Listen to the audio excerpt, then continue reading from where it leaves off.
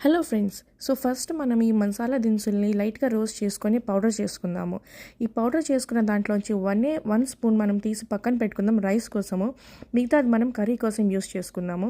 So అందులో కొంచెం జీలకర్ర పొడి, ఇంకొంచెం ధనియాల పొడి కూడా వేసుకొని ఒకసారి మళ్ళీ జస్ట్ ఒకే ఒక విప్ చేసేసి పక్కన పెట్టేసుకోవాలి. ఇప్పుడు మనం బాయిలింగ్ వాటర్లో చికెన్ వేసేసి 20 మినిట్స్ దాకా చికెన్ బాయిల్ చేసుకొని ఇలా సెపరేట్ చేసేసుకోవాలి. మిగిలిన వాటర్ని స్టాక్ని మనం రైస్ కోసం యూస్ చేద్దాం. సో ఇప్పుడు ఒక కడాయిలో కొంచెం ఆయిల్ వేసేసి ఆనియన్స్, అల్లం వెల్లుల్లి పేస్ట్, పచ్చిమిర్చి, పుదీనా కూడా వేసేసి బాగా వేగిన తర్వాత మనం ఈ ఉడకపెట్టుకున్న చికెన్ని అందులో వేసేద్దాం.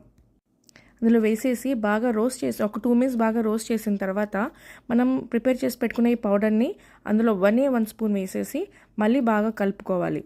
ఈ కలుపుకున్నప్పుడు నాకు కొంచెం కాశ్మీరీ కారం వేస్తే బాగుండు అనిపించింది. సో మళ్ళీ కొంచెం 1 టేబుల్ స్పూన్ ఆయిల్ వేసి కాశ్మీరీ కారం వేసి అది కూడా బాగా వేయించి బాగా కలిపేశాను.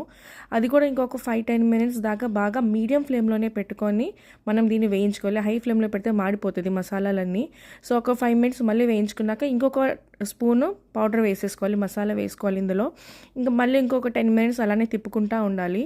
అలా బాగా ఒక 5-10 మినిట్స్ దాకా మనం దీన్ని ఫ్రై చేసుకుంటూ ఉండాలి. 3 రౌండ్స్ నేను టోటల్గా ఇందులో మసాలా వేశాను. సో ఇక్కడ ఇంకా మనం మంచి క్వాంటిటీలో కొత్తిమీర తీసుకొని దాన్ని గార్నిష్ చేసేయడమే. ఇలా బాగా కలిపేసుకొని ఇంకా పక్కన పెట్టేసుకోవాలి, అంతే. ఇప్పుడు మనం రైస్ కోసం ప్రిపేర్ చేసుకుందాము. సో రైస్ కోసం ఈ మసాలా దినుసులు అన్నీ వేసేసుకొని, నా దగ్గర చెక్క పొడి ఇంకా యాలక్కాయల పొడి ఉన్నాయి కాబట్టి నేను అవి విడిగా వేసాను, పౌడర్ ఫామ్లో వేసాను. ఇది చూడండి ఇక్కడ. ఇంక పుదీనా, ఇంకా మనం ప్రిపేర్ చేసి పెట్టుకున్న మసాలా పొడి 1 స్పూన్ ఉంది కదా, అది కూడా వేసేసుకొని అల్లం వెల్లుల్లి పేస్ట్ ఇంకా ఒక 1 స్పూన్ నెయ్యి వేసేసుకొని కలిపేసుకోవాలి. నేను ఇందాక అల్లం వెల్లుల్లి పేస్ట్ వేయడం మర్చిపోయాను. సో ఇక్కడ వాటర్లో వేస్తున్నాను నేను. ఈ స్టాక్ మాత్రం నేను ఇందాక చికెన్ స్టాకే యూస్ చేశాను. కరెక్ట్గా నాకు సరిపోయింది.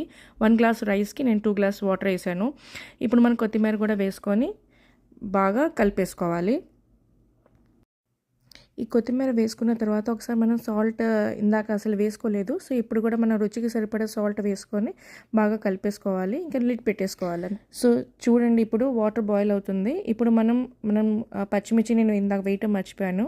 సో అది కూడా వేసేసి ఇంకా మనం ముందుగానే నానబెట్టుకున్న రైస్ కూడా వేసేద్దాము.